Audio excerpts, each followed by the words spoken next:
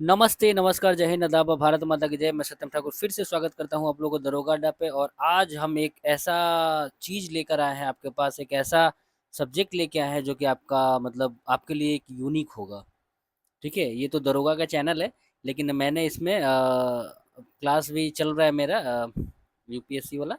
तो उसका मैंने पेपर 2 का दोस्तों जीएस पेपर 2 का जो पॉलिटी का जो सिलेबस है वो और यूनिट 1 को आज हम कंप्लीट करेंगे। जो मेरा क्लास नोट्स है, जो हम पढ़ते हैं और क्या-क्या पढ़ते हैं, उसको पूरा का पूरा जो निचोड़ है वो सारा हम आपको देने जा रहे हैं मुफ्त में।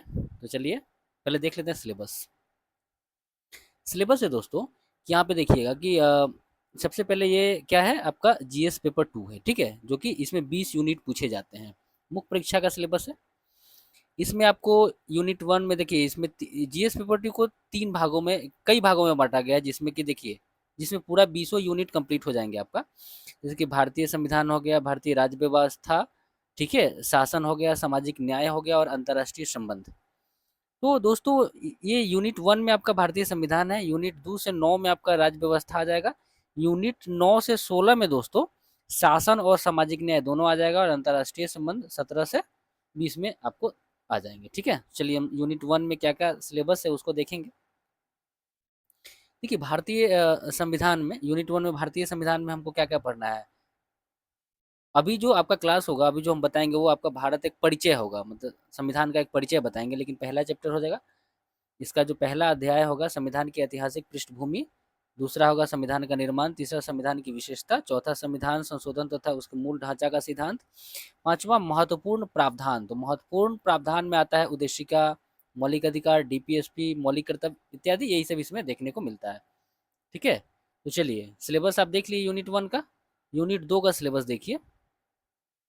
यूनिट 2 का सिलेबस है दोस्तों भारतीय राज्य व्यवस्था। इसमें क्या क्या है, तो इसमें जो टॉपिक है भारतीय राज्य व्यवस्था की प्रकृति या भारत का संघीय ढांचा।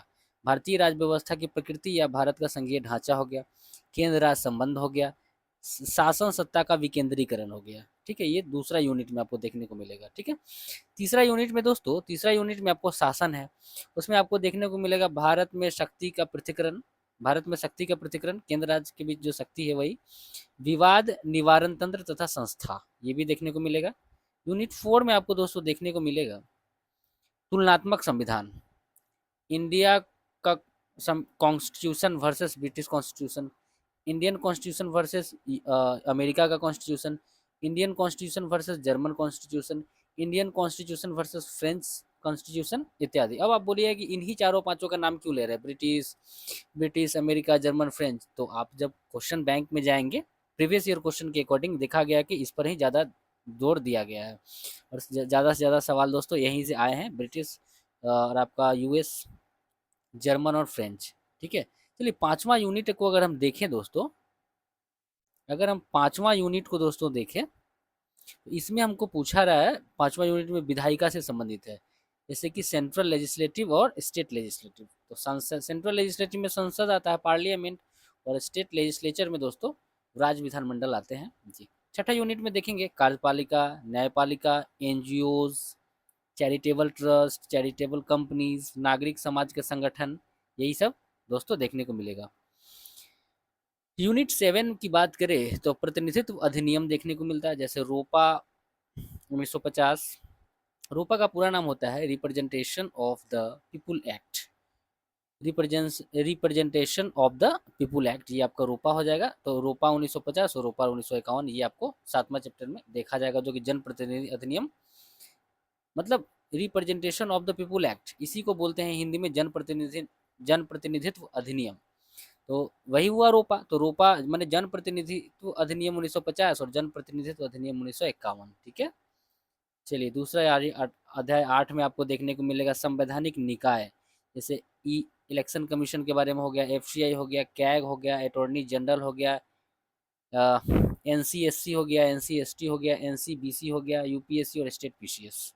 ठीक है? ये सारे आपको 8वां में पढ़ना है। और यूनिट 9 में आपको क्या पढ़ना है दोस्तों, वो देखेंगे। यूनिट 9 में आपको पढ़ना है संवैधानिक नियामक एवं अर्ध न्यायिक निकाय। संवैधानिक नियामक एवं अर्ध न्यायिक निकाय, इसमें आपका NCW national commission for womens मतलब वही महिला आयोग, NCM national commission for minorities, ठीक है। आपको एनसीएचआर हो गया मतलब ह्यूमन राइट्स, सीबीसी, सीबीआई, ये चीज़ें आपको सिलेबस पूरा हो गया। चलिए अब हम प्रारंभ करेंगे यूनिट 1 को, ठीक है। यूनिट 1 हम प्रारंभ करने जा रहे हैं। आप उम्मीद है कि आप अच्छे से देखेंगे और इसको समझते चलेंगे। हम आपको समझाने की पूरी कोशिश करेंगे। जो मैंने पढ़ा है उसका मैं वीडियो बना देता हूँ ताकि ये लंबे समय तक मेरे को भी याद रहे और आपको भी। देखिए यूनिट 1 में अब हम आपको भारतीय संविधान पढ़ेंगे और इसका सबसे पहले है कि भारतीय संविधान एक परिचय। इसका एक परिचय के बारे में हम जानेंगे। भारतीय संविधान एक परिचय, इसमें हम जानेंगे संविधान का अर्थ क्या होता है, भारतीय संविधान एक लिखित संविधान है कैसे, भारतीय संविधान एक उदार लोकतांत्रिक संविधान है कैसे, संविधानवाद एवं संवैधानिक नैतिकता की अवधारणा पढ़ेंगे, संविधानवाद उत्पत्ति विकास चुनौती पढ़ेंगे, ठीक है, और इसका समाधान पढ़ेंगे, ठीक है। उसका बाद संविधानवाद उत्पत्ति विकास चुनौती और उसका समाधान पढ़ेंगे। साथ ही साथ भारत में संवैधानिक नैतिकता को बढ़ावा देने में, भारत में संवैधानिक नैतिकता को बढ़ावा देने में न्यायपालिका, विधायिका और कार्यपालिका की भूमिका। यहाँ तक में हमारा जो आपको कह दें कि जो मेरा परिचय है संविधान का वो क्लियर हो जाएगा, ठीक है। अब चलिए अब सबसे पहले शुरू करते हैं संविधान का अर्थ क्या है। अभी तक तो आप ये देख रहे थे कि चलो अभी तक तो आप सिर्फ ये देख रहे थे कि हाँ सिलेबस देख रहे थे। अब आते हैं संविधान का अर्थ क्या है। दोस्तों संविधान का अर्थ देखेंगे। देखिए संविधान जो है एक वैधानिक मान्यता प्राप्त दस्तावेज है। संविधान क्या है? वैधानिक मान्यता प्राप्त दस्तावेज है। अब देखिए कि दस्तावेज जैसे कि वे सभी सिद्धांत, दस्तावेज में वे सभी सिद्धांत संकलित होंगे जिनकी बुनियाद पर देश की राज्य व्यवस्था का संचालन होगा। कहता है कि दस्तावेज में वे सभी सिद्धांत संकलित होंगे जिनकी बुनियाद पर देश की राज्य व्यवस्था का संचालन होता है।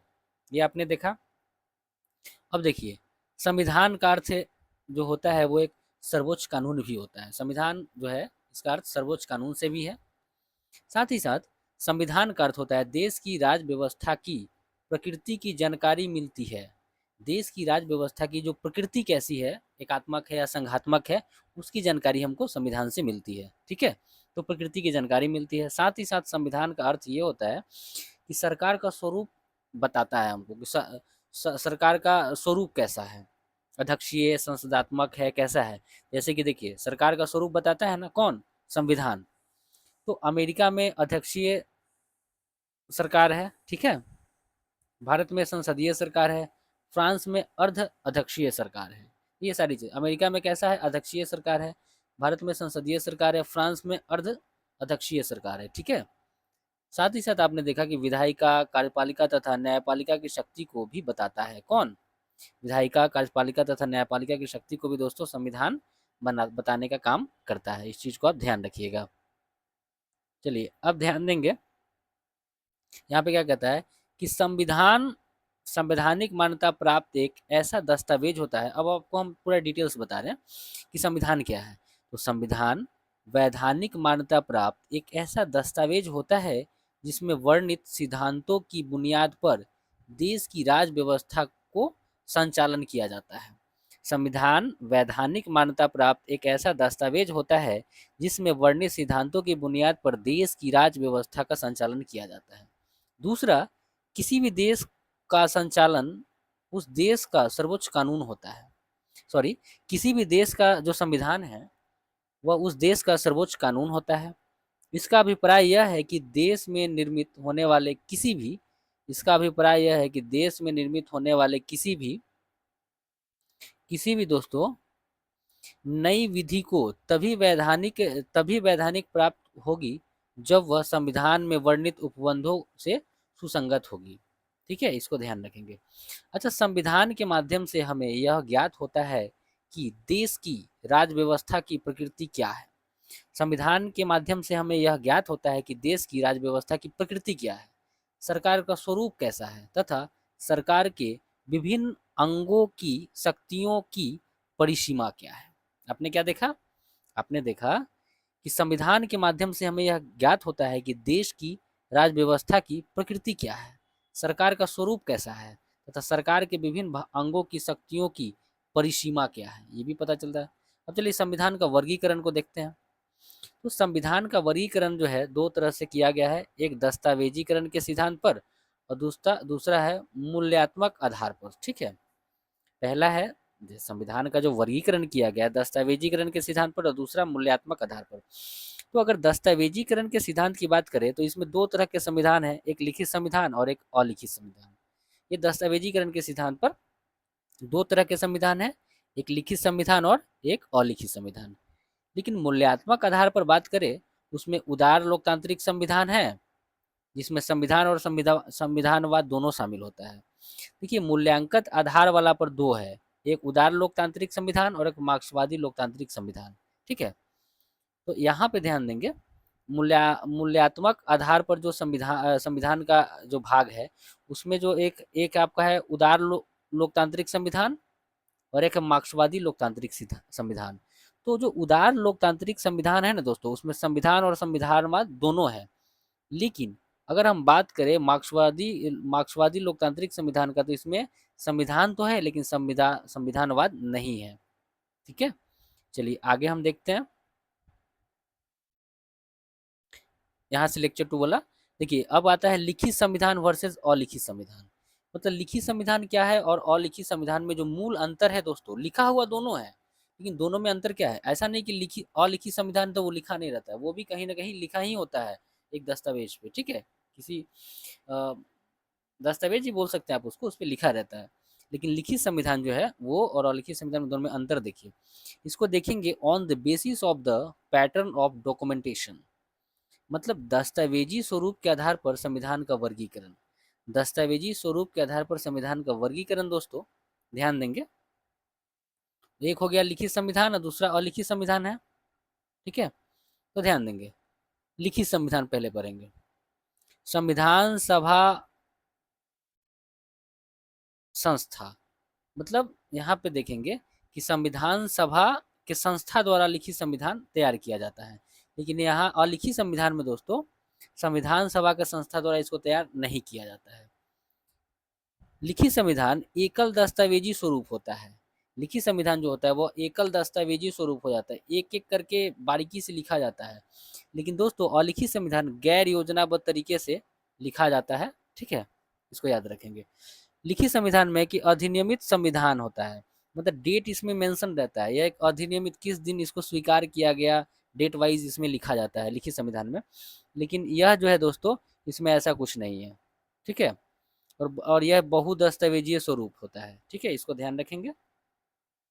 और जान लीजिए मूलतः 4 देशों में अलिखित संविधान है। अलिखित संविधान 4 देशों में है, इंग्लैंड, न्यूजीलैंड, सऊदी अरब, इजराइल। यही मुख्यतः 4 देशों में दोस्तों अलिखित संविधान देखने को मिलता है, इंग्लैंड, न्यूजीलैंड, सऊदी अरब और इजराइल। तो चलिए हम लोग देख रहे थे दोनों में अंतर। अब क्या है कि यहाँ पे कि लिखित संविधान राज व्यवस्था की प्रकृति के लिहाज से देश के अंदर एकात्मक हो सकती है। लिखित संविधान में क्या प्रावधान है कि राज्य व्यवस्था की प्रकृति जो होती है वह राज्य व्यवस्था की प्रकृति के लिहाज से देश के अंदर एकात्मक हो सकती है। लेकिन यहाँ क्या है आपका राज्य व्यवस्था के प्रकृति के लिहाज से एकात्मक विकल्प, एकमात्र विकल्प एकात्मक ही है। ठीक है, यहाँ पे एकमात्र विकल्प दोस्तों एकात्मक ही है। एक बार फिर से देखेंगे यहाँ पे जो कह रहा है दोस्तों कि राज व्यवस्था के प्रकृति के लिहाज से देश के अंदर जो आपका बता दे कि लिहाज से देश के अंदर एकात्मक हो सकता है, प्रकृति संघात्मक भी हो सकता है, और प्रकृति जो है एकात्मक और संघात्मक दोनों हो सकता है, जिसको अर्ध संघात्मक कहा जाता है। बात समझ में आ रहा है? राज व्यवस्था की प्रकृति के लिहाज से दोस्तों प्रकृति जो है राज व्यवस्था के प्रकृति के लिहाज से देश के अंदर जो है एकात्मक हो सकता है, या फिर उस प्रकृति के हिसाब से संघात्मक भी हो सकता है। भारत संघात्मक भी हो सकता है, और साथ ही साथ एकात्मक और संघात्मक दोनों हो सकता है। अर्थात जिसमें एकात्मकता और संघात्मकता देखने को मिलता है उसको अर्ध संघात्मकता कहते हैं, सेमी फेडरल कहते हैं। ठीक है, लेकिन दोस्तों अगर यहाँ देखा जाए अलिखित संविधान में कि राज व्यवस्था के प्रकृति के लिहाज से एकमात्र विकल्प है एकात्मक, मतलब जहाँ अलिखित संविधान है वहाँ का जो है वहाँ पर एकात्मकता देखने को मिलता है। ठीक है, और साथ ही साथ देखेंगे कि आगे बढ़ते हैं इसको, लिखित संविधान। ठीक है, लिखित संविधान और अलिखित संविधान। तो लिखित संविधान में शासन के अंग देखेंगे, सबसे मजबूत और सबसे पावरफुल जुडिशियरी न्यायालय होता है।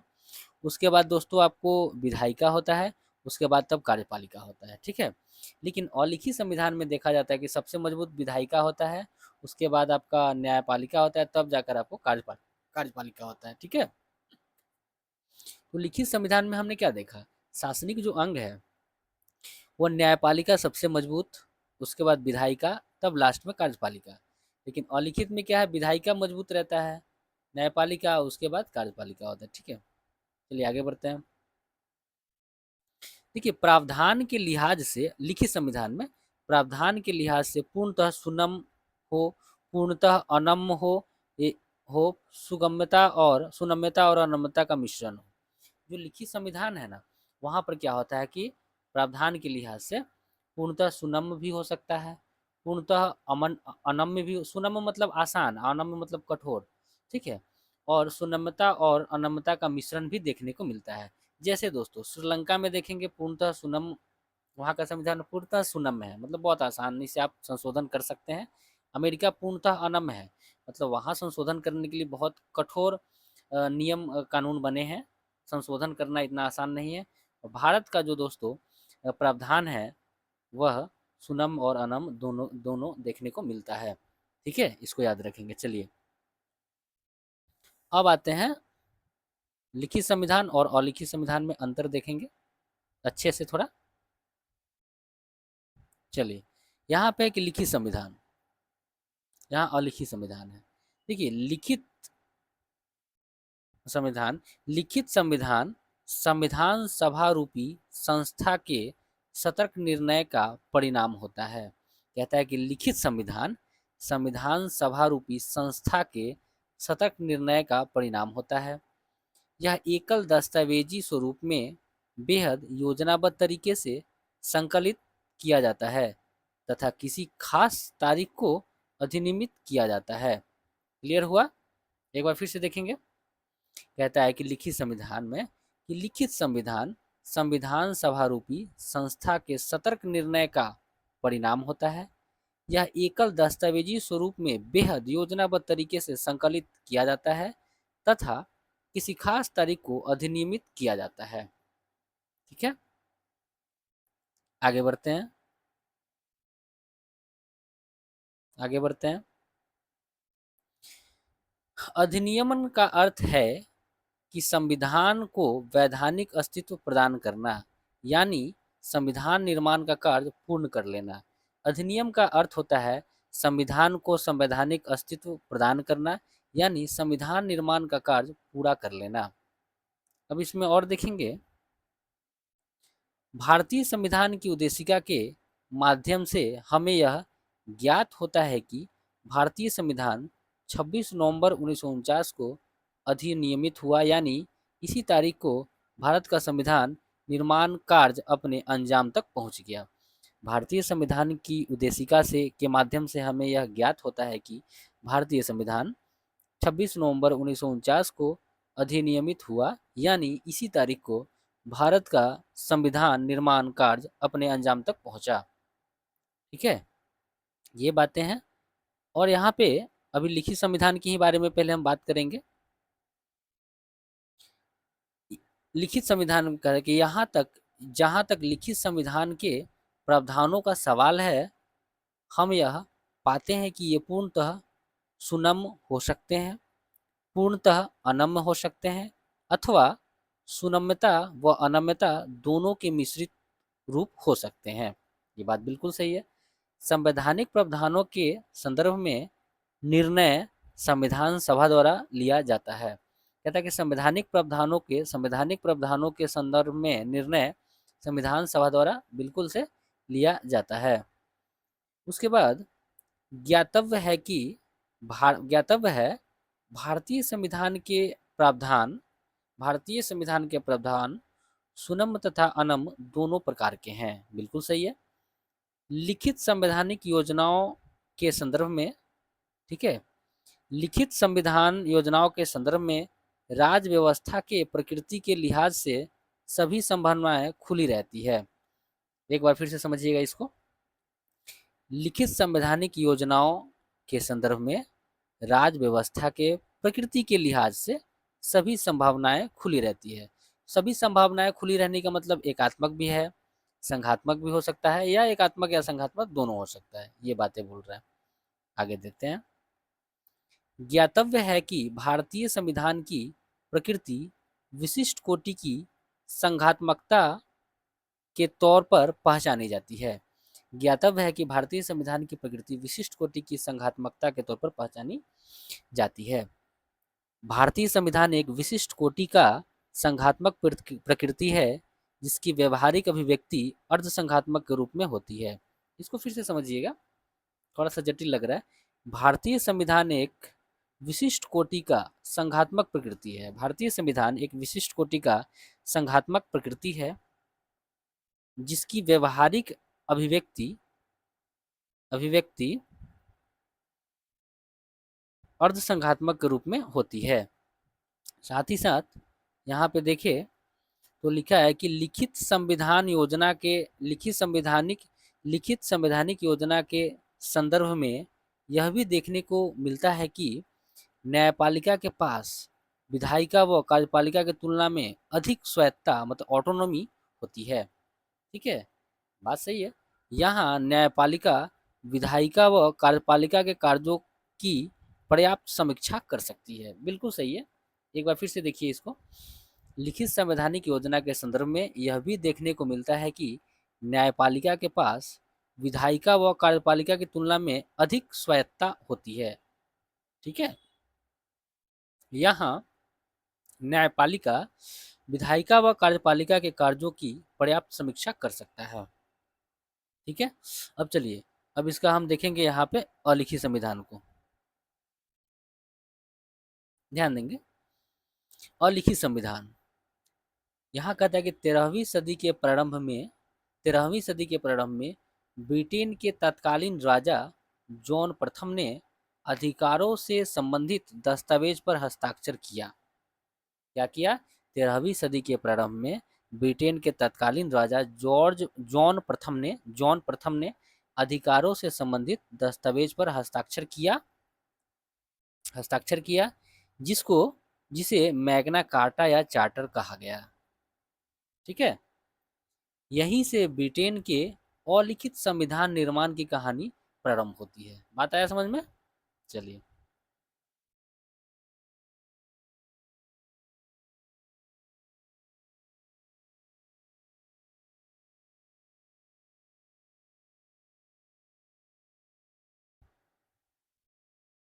आगे कहता है कि समय के साथ ब्रिटेन में दीर्घकाल से चली आ रही परंपराओं एवं रूढ़ियों की बुनियाद पर संविधान का विकास होता रहा। समय के साथ ब्रिटेन में दीर्घकाल से चली आ रही परंपराओं एवं रूढ़ियों की बुनियाद पर संविधान का विकास होता रहा। ठीक है, आगे देखिए क्या कहता है।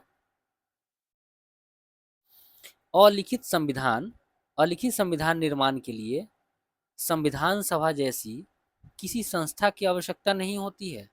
अलिखित संविधान निर्माण के लिए संविधान सभा जैसी किसी संस्था की आवश्यकता नहीं होती है। साथ ही साथ यह असंगठित बहुदस्तावेजी स्वरूप में होता है। यह जो है बहुदस्तावेजी स्वरूप में होता है। ठीक है, आगे देखिए। अलिखित संविधान के प्रावधान पूर्णतः सुनम्य होती है। अलिखित संविधान का जो प्रावधान होता है वो पूर्णतः दोस्तों सुनम्य होता है तथा राज व्यवस्था की प्रकृति सदैव एकात्मक होती है। ठीक है, पूर्णतः सुनम्य होती है और राज व्यवस्था की प्रकृति सदैव एकात्मक होती है।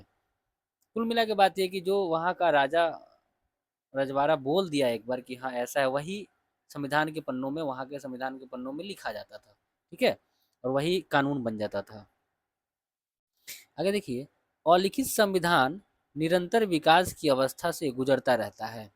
जो अलिखित संविधान है वह निरंतर विकास की अवस्था से गुजरता रहता है। लिहाजा इसे अभियुदित संविधान भी कहते हैं। लिहाजा इसे कौन से संविधान? अभियुदित। अभियुदित मतलब निरंतर विकास की अवस्था से गुजरना। तो इसीलिए इसको अभियोजित संविधान भी कहते हैं।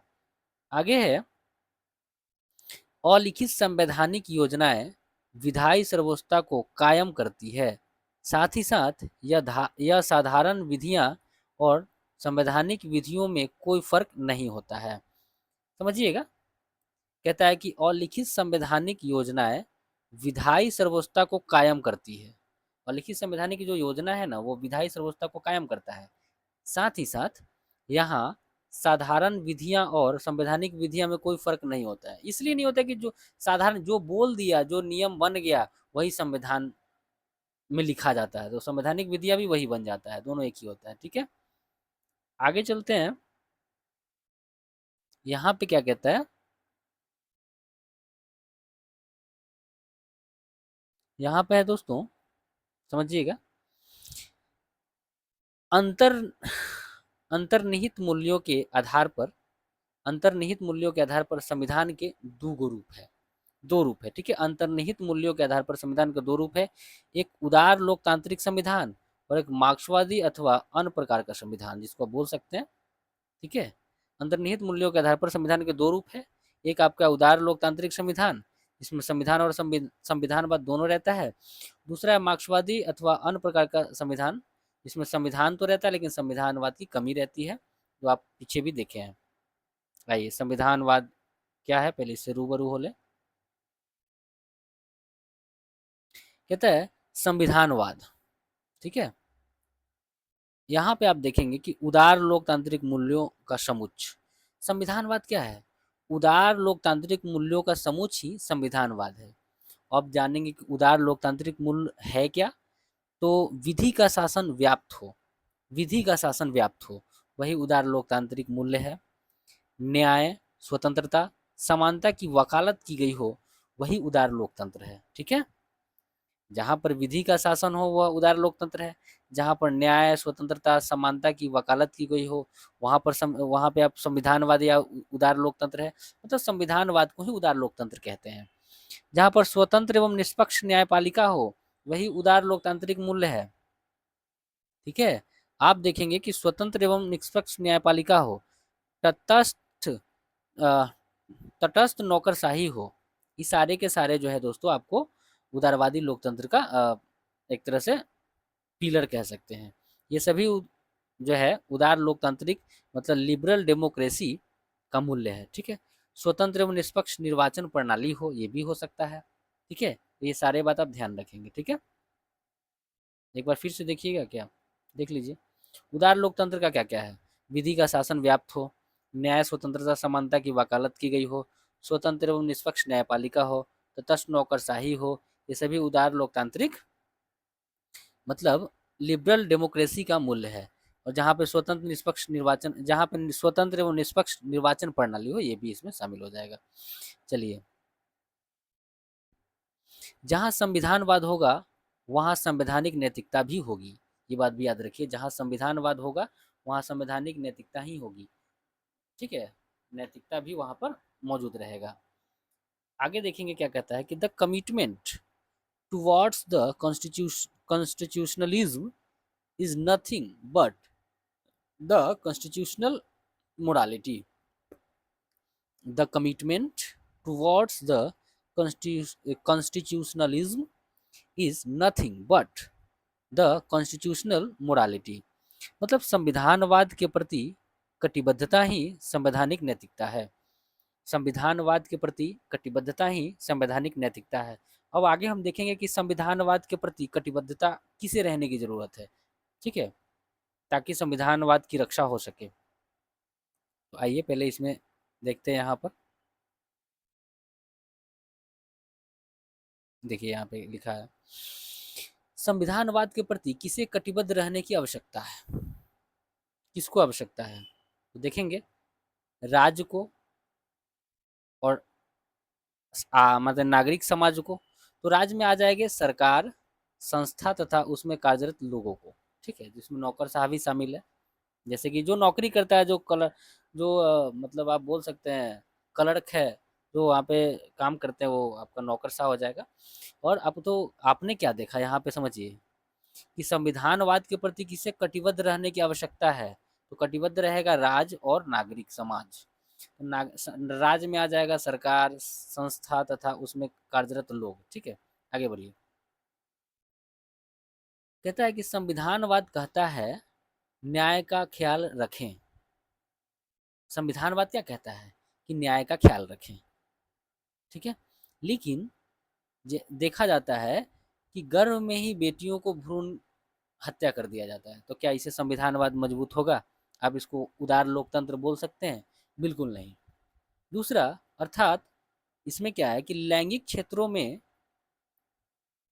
अ, हो न्याय के प्रति कटिबद्ध नहीं है। अर्थात लैंगिक, जब यहाँ पे भ्रूण में ही बेटी की अगर हत्या कर दी जाएगी तो क्या लैंगिक क्षेत्र में जो हम न्याय के प्रति कटिबद्ध हैं? बिल्कुल नहीं है। आगे देखेंगे। ये संवैधानिक नैतिकता के खिलाफ है। बिल्कुल संवैधानिक नैतिकता के खिलाफ है। संविधानवाद कमजोर, इससे संविधानवाद क्या हो जाएगा? कमजोर हो जाएगा। अगर आप संवैधानिक नैतिकता का पालन नहीं करते हैं, उसकी रक्षा नहीं करते हैं, उसका ख्याल नहीं रखते हैं, तो आपका संविधानवाद कमजोर देखने को मिलेगा, निरंतर कमजोर होते जाएगा। जैसे स्वतंत्रता के परिप्रेक्ष्य में, मान लीजिए स्वतंत्रता के परिप्रेक्ष्य में देखा जाए कि सरकार हमारे ऊपर तमाम प्रकार के निर्बंधन लाद रखी है, आरोपित कर रखी है, तो हम अपनी व्यक्तिगत स्वतंत्रता का भरपूर लुप्त नहीं उठा पा रहे हैं। ठीक है, यहाँ पर भी आप देख रहे हैं कि संविधानवाद कमजोर हो रहा है। यहाँ पे क्या देखे, समझ में आया ना हम क्या बोले, कि स्वतंत्रता के परिप्रेक्ष्य में सरकार अगर हमारे ऊपर तमाम प्रकार का निर्बंधन लाद रखी है, आरोपित कर रखी है, तो क्या हम अपनी व्यक्तिगत स्वतंत्रता का भरपूर लुत्फ उठा पाएंगे? बिल्कुल नहीं। तो क्या यहाँ पर संविधानवाद का क्या कमजोर नहीं हो रहा है? बिल्कुल संविधानवाद कमजोर हो रहा है और संवैधानिक नैतिकता की कमी यहाँ पे देखने को मिल रही है। चलिए, यहाँ पर कहता है, फिर देखेंगे किसको किसको कटिबद्ध रहने की जरूरी है उसी में अभी, कि संविधान कहता है कि जादू टोना टोटवन से दूर रहें, अंधविश्वास से दूरी बनाएं। ठीक है, साइंटिफिक टेम्परामेंट डेवलपमेंट करें। हमको यही ना कहता है, संविधान कहता है हमको कि जादू टोना टोटवन से दूर रहें, अंधविश्वास से दूरी बनाएं, साइंटिफिक टेम्परामेंट डेवलपमेंट करें। और पता चला कि मंत्री जी खुद ही पर्ची निकलवाने चले जाते हैं। यहाँ पर लैक ऑफ कॉन्स्टिट्यूशनल मोरालिटी है कि नहीं बताइए? यहाँ पर भी लैक ऑफ कॉन्स्टिट्यूशनल मोरालिटी देखने को मिलता है, मतलब संवैधानिक नैतिकता की कमी देखने को मिलता है। ठीक है, ऐसे में भी दोस्तों संविधानवाद हमारा कमजोर हो जाएगा। ठीक है, चलिए अब देखते हैं विधि का शासन, रूल ऑफ लॉ। ब्रिटिश विधि शास्त्री एवी डायसी ने विधि विधि का शासन में क्या देखा गया कि ब्रिटिश विधि शास्त्री एवी डायसी ने विधि के शासन की संकल्पना का प्रतिपादन किया और उसने कुल 3 सिद्धांतों के माध्यम से विधि की शासन की अवधारणा को सुस्पष्ट करने का काम किया है। कौन? एवी डायसी ने। ठीक है, चलिए क्या क्या है वो 3 अवधारणा सो देखेंगे। सबसे पहले, किसी भी व्यक्ति को शारीरिक अथवा भौतिक रूप से तब तक दंडित नहीं किया जा सकता जब तक दोष सिद्ध न हो। ये भी ऐसी कहते हैं कि किसी भी व्यक्ति को शारीरिक अथवा नैतिक रूप से तब तक दंडित नहीं किया जा सकता जब तक कि दोष सिद्ध न हो। ज्ञातव्य है, दोष सिद्धि की क्रिया कानून की समान अदालतों में समान अदालतीय प्रक्रिया का अनुसरण करते हुए अंजाम दिया जाना चाहिए। ये बात सही है कि दोषी सिद्धि की क्रिया कानून की समानता, उसका कानून की समान अदालतों में समान अदालतीय प्रक्रिया का अनुसरण करते हुए अंजाम दिया जाना चाहिए। बिल्कुल सही है। दूसरा उसका जो एविडेंसी का दूसरा जो मूल है, यहाँ पे देखिए 3 तरह का इन्होंने मत दिया ना। यहाँ पे आपने क्या देखा, 3 सिद्धांत दिया, तो पहला सिद्धांत तो देख लिया आप। अब दूसरा सिद्धांत देखिए। दूसरा सिद्धांत कहता है कि देश में कानून ही सर्वोच्च होगा, देश में कानून ही सर्वोच्च होगा तथा उसकी नज़र में सभी व्यक्ति एक समान होगा। ठीक है, ये उनका दूसरा सिद्धांत है एविडेंसी का, कि देश में कानून ही सर्वोच्च होगा तथा उसकी नज़र में सभी व्यक्ति एक समान होगा। कानून बिना किसी भेदभाव के सभी के साथ एक जैसा बर्ताव करेगा। एविडेंसी का ये दूसरा सिद्धांत है। अब तीसरा सिद्धांत देखेंगे। एविडेंसी का तीसरा सिद्धांत है दोस्तों, ध्यान देंगे, कि देश का संविधान देश की साधारण विधायी प्रक्रिया का परिणाम है। देश का संविधान देश की साधारण विधायी प्रक्रिया का परिणाम है। तो दोस्तों आपने क्या देखा कि ये तो आप एविडेसी का जो देखिए यहाँ पे ध्यान दीजिए, तीन तीन सिद्धांत दिया जिसमें दो सिद्धांत को हमने हूबहू हमारे भारत में लागू है, हमारे भारत के संविधान में लिखा हुआ है सेम दो। लेकिन तीसरा क्या कह रहा है कि देश का संविधान देश की साधारण विधायी प्रक्रिया का परिणाम है। जी कैसे हो जाएगा? इसमें थोड़ा सा परिवर्तन किया गया। ये तो अलिखित संविधान का अवधारणा है कि देश का संविधान देश की साधारण विधायी प्रक्रिया का परिणाम है, ऐसा नहीं। इसमें हमने बदलाव करके और इसको स्वीकारा है। इसमें हमने क्या देखा है इसको देखिए। भारतीय संविधान विधि की शासन की संकल्पना को अपनाते हुए प्रथम दो सिद्धांतों को हूबहू उसी रूप में अपनाया जैसा एविडेसी ने बताया है, किंतु तीसरी सिद्धांत को, जो भी आपने देखा तीसरी सिद्धांत क्या है, तीसरी सिद्धांत है कि देश का संविधान देश की साधारण विधायी प्रक्रिया का परिणाम है। देश का संविधान देश की साधारण विधायी प्रक्रिया का परिणाम है, बिल्कुल नहीं, इसको अपनाया नहीं दोस्तों। ठीक है, यहाँ पे देखें। हाँ, तो तीसरी सिद्धांत को थोड़े परिवर्तन के साथ अपनाया, जैसे संविधान देश का सर्वोच्च कानून है। संविधान देश का सर्वोच्च कानून है। ठीक है, थोड़ा सा ऊपर कर लेते हैं। संविधान देश का सर्वोच्च कानून है। यह साधारण विधायी प्रक्रिया का परिणाम नहीं है, बल्कि साधारण विधायी प्रक्रिया से निर्मित साधारण विधियों को संविधान के प्रावधानों के साथ,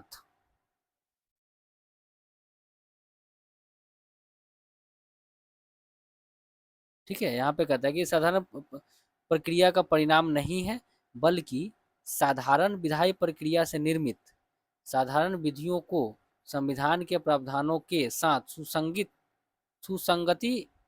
सुसंगति स्थापित करनी होती है। इसको एक बार फिर से देखेंगे दोस्तों, इसको हम पढ़ देते हैं ऐसे ही। देखिए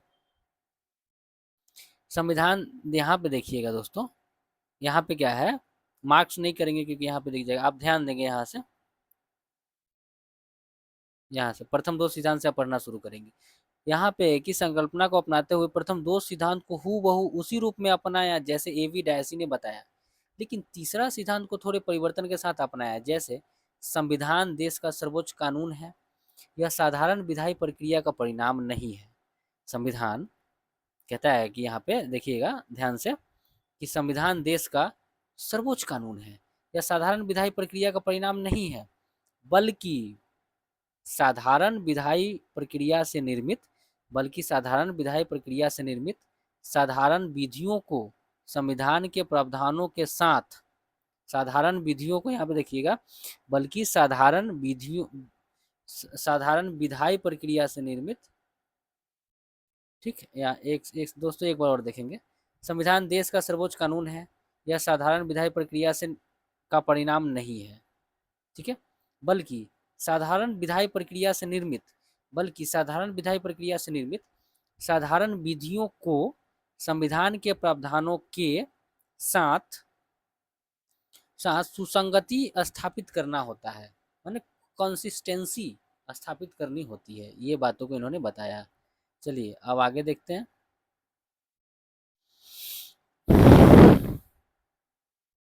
कहता है कि संविधानवाद की उत्पत्ति एवं प्रसार, अथवा संविधानवाद मतलब वही हुआ आधुनिक लोकतंत्र, या आप इसको उदार लोकतंत्र बोल सकते हैं। देखिए संविधानवाद की उत्पत्ति एवं प्रसार या आधुनिक लोकतंत्र की उत्पत्ति या प्रसार, या दोस्तों उदार लोकतंत्र की उत्पत्ति या प्रसार, एक ही चीज है। अब देखिए यहाँ पे देखेंगे,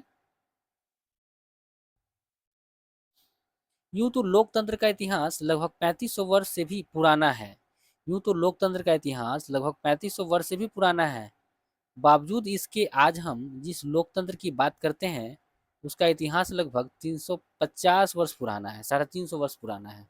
ठीक है, आधुनिक लोकतंत्र मुख्यतः उदार लोकतंत्र अथवा संविधानवाद के रूप में अपनी पहचान पाता है, जिसकी उत्पत्ति 17वीं सदी के उत्तरार्ध, यहाँ से समझिएगा फिर से, आधुनिक लोकतंत्र मुख्यतः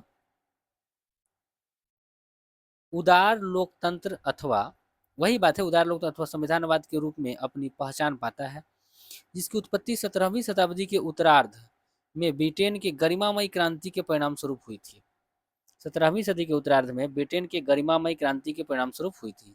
अब क्या हुई थी वो देखेंगे।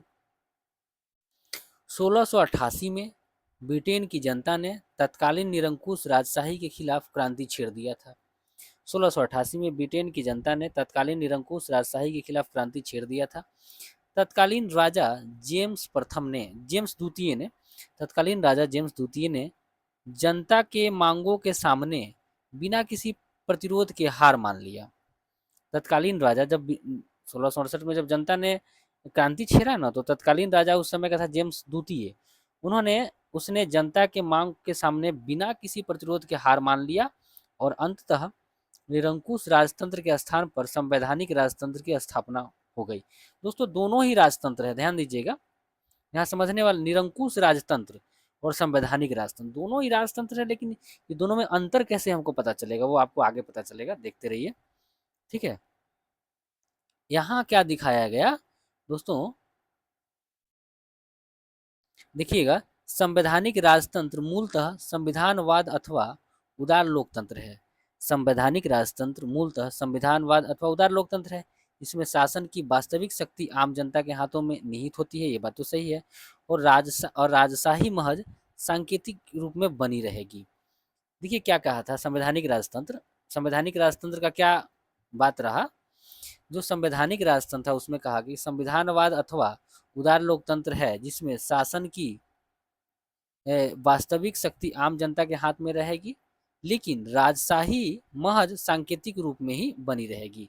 राजशाही महज सांकेतिक रूप में ही बनी रहेगी। आगे देखेंगे, देखिएगा कहता है दोस्तों कि संविधानवाद के उत्पत्ति के समय संविधानवाद की उत्पत्ति के लगभग 100 वर्ष के भीतर संविधानवाद की उत्पत्ति के लगभग 100 वर्ष के भीतर अमेरिका में भी इसका प्रसार हुआ। संविधानवाद के लगभग 100 वर्ष के भीतर अमेरिका में भी इसका प्रसार हुआ।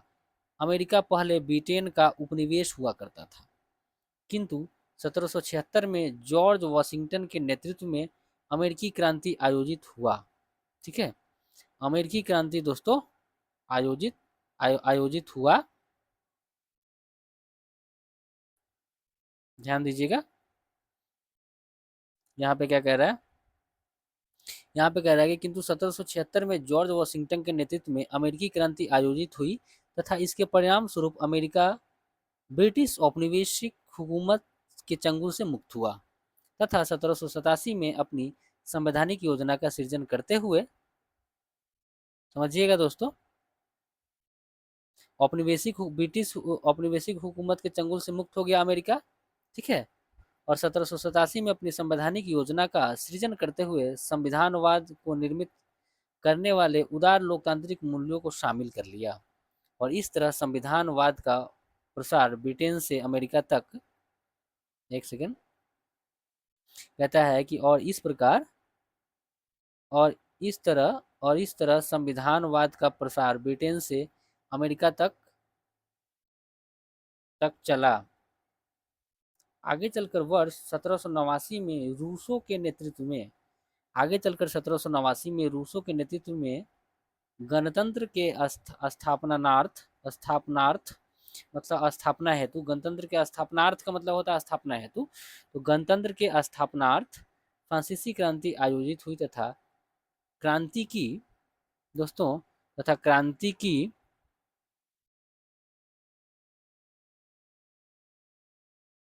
की सफलता के उपरांत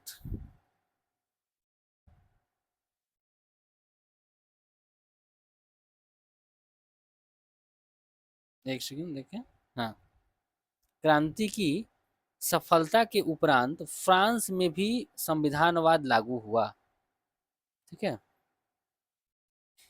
क्रांति की सफलता के उपरांत फ्रांस में भी संविधानवाद लागू हुआ और इस प्रकार बड़ी तीव्रता से संविधानवाद अथवा उदार लोकतंत्र पूरी दुनिया में प्रचारित होने लगा। आगे देखेंगे,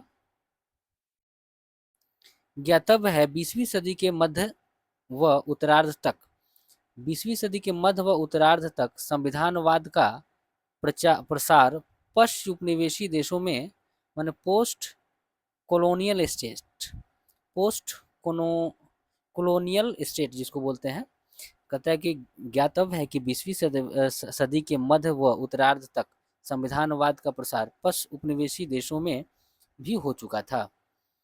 अब देखेंगे पश्चिम उपनिवेशी देशों को। पश्चिम उपनिवेशी देश मूलतः एशिया व अफ्रीका के उन देशों को कहा जाता है जिनका औपनिवेशिक अतीत रहा है, तथा इसमें हमारा भारत भी औपनिवेशिक अतीत है, जिस पर भी दूसरा देश शासन करता है, जैसे हम लोग ब्रिटिश के औपनिवेश हुए, ठीक है, अतीत रहा है। तथा 20वीं सदी के मध्य व उत्तरार्ध में जिन्होंने विऔपनिवेशीकरण की प्रक्रिया का अनुसरण करते हुए नव स्वतंत्र अस्तित्व धारण किया है। समझिएगा फिर से, कहता है कि पश्चिम उपनिवेशी देशों मूलतः एशिया व अफ्रीका के उन देशों को कहा जाता है, पश्चिम उपनिवेशी देश मूलतः पश्चिम उपनिवेशी देश के बारे में कह रहा है कि मूलतः एशिया व अफ्रीका के उन देशों को कहा जाता है जिनका औपनिवेशिक अतीत रहा है, तथा 20वीं सदी के मध्य व उत्तरार्ध में जिन्होंने विऔपनिवेशीकरण की प्रक्रिया का अनुसरण करते हुए नव स्वतंत्र अस्तित्व धारण किया है। चलिए अब देखेंगे संविधानवाद के समक्ष चुनौती क्या क्या था। संविधानवाद के समक्ष चुनौतियां, देखिए यूं तो संविधानवाद के समक्ष सबसे अधिक चुनौतियां का अंबार पश्चिम उपनिवेशी देशों के सामने देखने को मिलते हैं।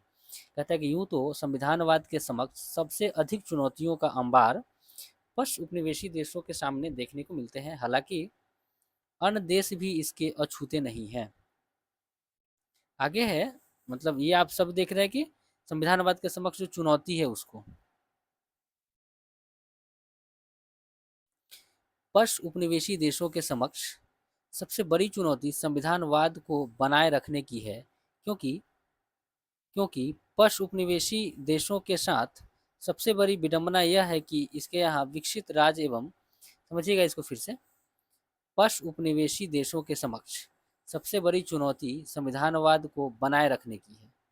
बन तो गया है दोस्तों पश्चिम उपनिवेशी देश के समक्ष, मतलब कि संविधानवाद बन तो गया है, लेकिन वो संविधानवाद बना कैसे रहे, ठीक है, उसको बनाए रखने की है, क्योंकि पश्चिम उपनिवेशी देशों के साथ सबसे बड़ी विडंबना यह है कि इसके यहाँ विकसित राज्य एवं इसके यहाँ विकसित राज्य एवं दोस्तों विकसित राज्य एवं अल्प विकसित नागरिक समाज का अंतर्विरोध पाया जाता है। विकसित राज्य एवं अल्प विकसित नागरिक समाज का अंतर्विरोध पाया जाता है। साथ ही साथ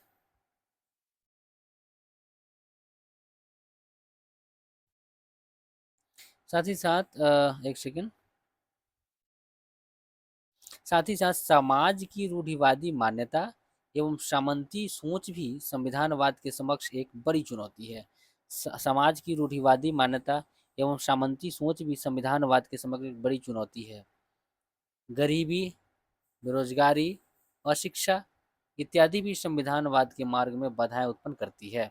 ठीक है दोस्तों, तो याद रखिएगा, गरीबी, बेरोजगारी, अशिक्षा इत्यादि भी संविधानवाद के मार्ग में बाधा उत्पन्न करती है। मीडिया का निष्पक्ष व तटस्थ न होना भी संविधानवाद के लिए खतरनाक है दोस्तों, गोदी मीडिया, ठीक है, तो मीडिया का निष्पक्ष व तटस्थ न होना भी संविधानवाद के खतरनाक है, संविधानवाद के लिए खतरनाक है।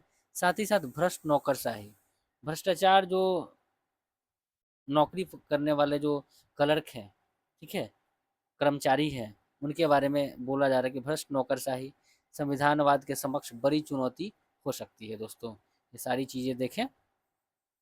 साथ ही साथ अब हम देखेंगे कि संविधानवाद के समक्ष चुनौती तो है, लेकिन उसका समाधान क्या है, ये देखेंगे। यहाँ पे कहता है कि संविधानवाद के समक्ष व्याप्त चुनौतियों का समाधान कैसे होगा। देखिए, उदार लोकतांत्रिक, संविधानवाद में क्या है, उदार लोकतांत्रिक मूल्य है, ठीक है, और दोस्तों संवैधानिक नैतिक, और समाधान किससे होगा, संवैधानिक नैतिकता से। ठीक है, संविधानवाद में क्या है, उदार लोकतांत्रिक मूल्य शामिल है, इसका समाधान कैसे होगा? संवैधानिक नैतिकता से।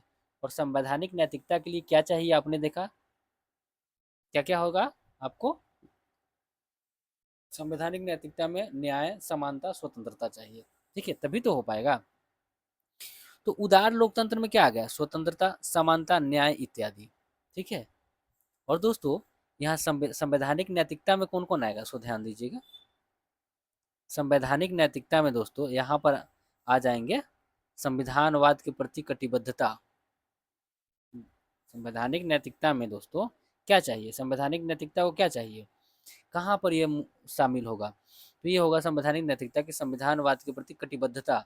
और कटिबद्ध कौन कौन लोग रहेगा? राज और नागरिक को कटिबद्ध रहने की आवश्यकता है। ठीक है, अगर ये नहीं कटिबद्ध है तो मुश्किल हो जाएगी। आगे ध्यान देंगे।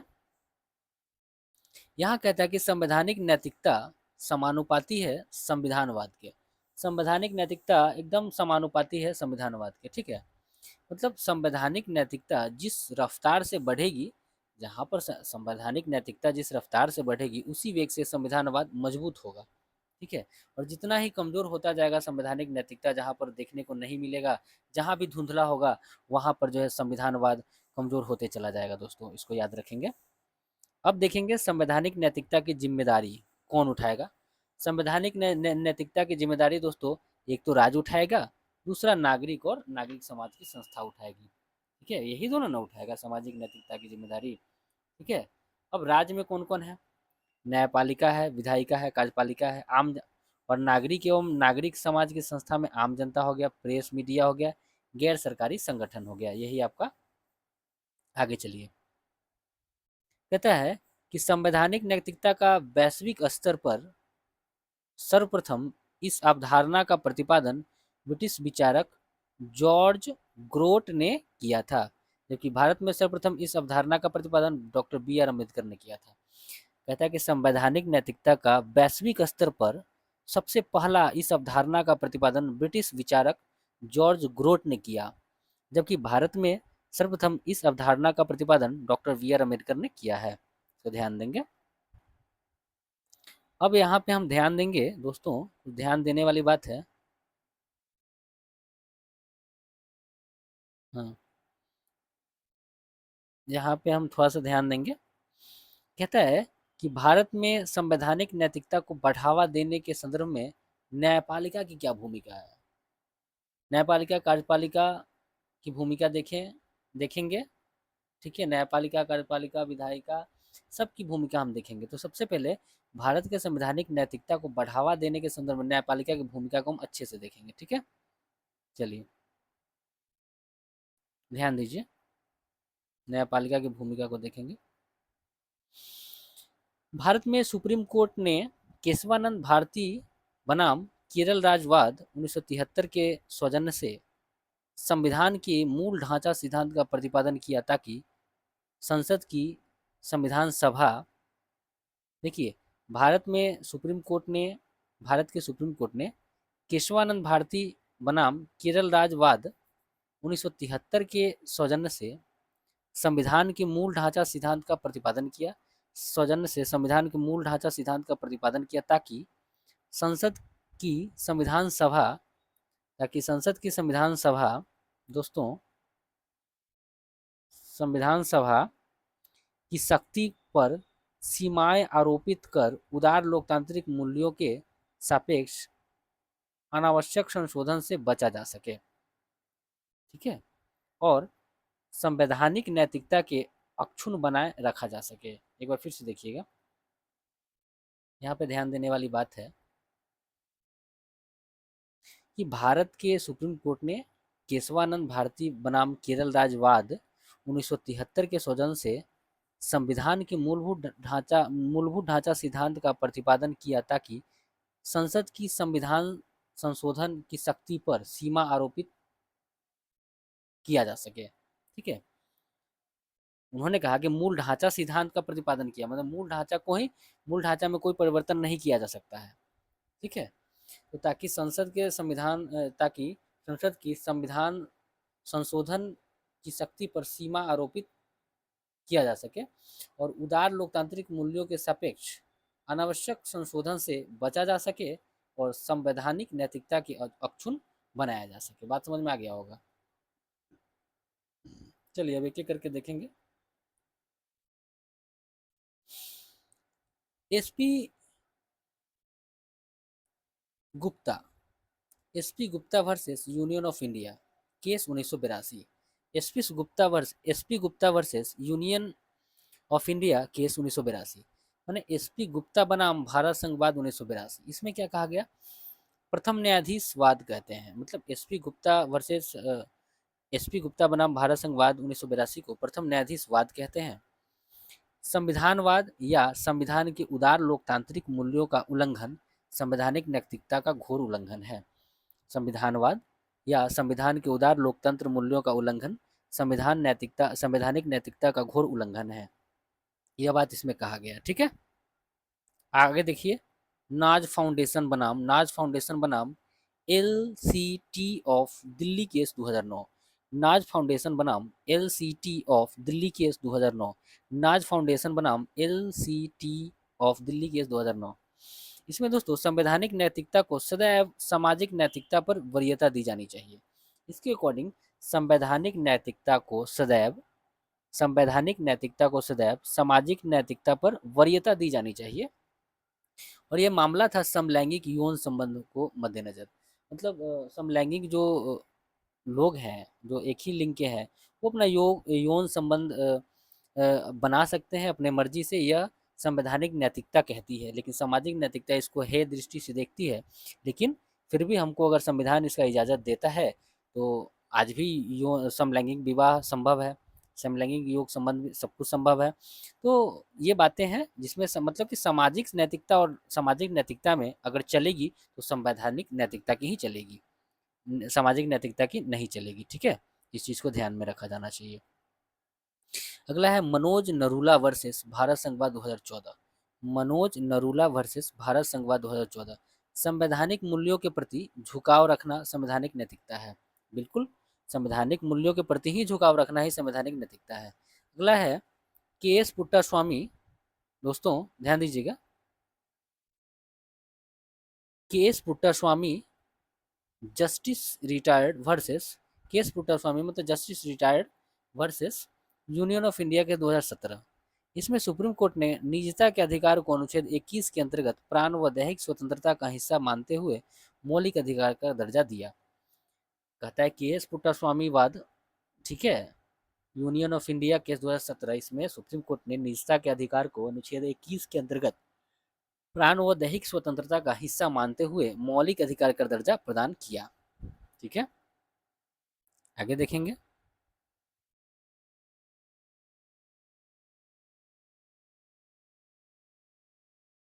यहाँ पे इंडियन यंग, ठीक है, Indian Indian young lawyer association versus union of Indian case 2018। Indian young lawyer association versus union of India case 2018, मतलब सबरीमाला केस, इसको आप बोल सकते हैं सबरीमाला केस। दोस्तों सबरीमाला केस पर भी न्यायालय ने, ठीक है, न्यायालय ने संवैधानिक नैतिकता को महत्व दिया है। यहाँ पर भी संवैधानिक नैतिकता को धार्मिक और लैंगिक नैतिकता पर वरीयता दिखाने का काम किया गया है। इसमें मामला ये था दोस्तों, सबरीमाला में मामला ये था कि केरल राज्य के अंदर पश्चिमी घाट की पहाड़ियों में सबरीमाला एक जगह है जहाँ भगवान अयप्पा का मंदिर है। उसी मंदिर में दोस्तों रोक लगा हुआ था कि 10 वर्ष से 50 वर्ष की महिला का प्रवेश निषेध था। ठीक है, क्योंकि ये भगवान अयप्पा को ना दोस्तों देखा जाए, भगवान अयप्पा को दोस्तों ब्रह्मचर्य का देवता माना जाता है। और उस मंदिर में 10 से 15, क्योंकि 10 से 50 वर्ष की महिला, क्योंकि इस वर्ष के दौरान दोस्तों महिलाएं एक हर महीने की जो साइकिल होती है उससे गुजरना पड़ता है। तो इसको मान्यता था कि महिलाएं जाएगी तो वो देवता अछूता हो जाएगा। ठीक है, इसी की वजह से उसमें प्रवेश निषेध कर दिया गया था। लेकिन सुप्रीम कोर्ट ने दोस्तों जब महिलाओं ने इसका विरोध किया, आजकल की महिलाएं सब कुछ जानती हैं, उन्होंने अपना अधिकार बताया और अपना लैंगिक न्याय की बात की तो सुप्रीम कोर्ट ने न्याय समानता स्वतंत्रता का पक्ष लिया और लैंगिक न्याय के साथ समझौता नहीं किया। अब महिलाएं दोस्तों पुरुष के साथ वहाँ पे अब महिलाएं पुरुष की अब महिला पुरुष की भांति भगवान अयप्पा का दर्शन करेंगी। ठीक है, ये बातें थी। अब एक और है यहाँ पर ध्यान देंगे, अगला टॉपिक है विधायिका। वो तो न्यायपालिका का आपने देख लिया, न्यायपालिका और संवैधानिक नैतिकता। अब यहाँ देखेंगे कि विधायिका एवं संवैधानिक नैतिकता क्या है।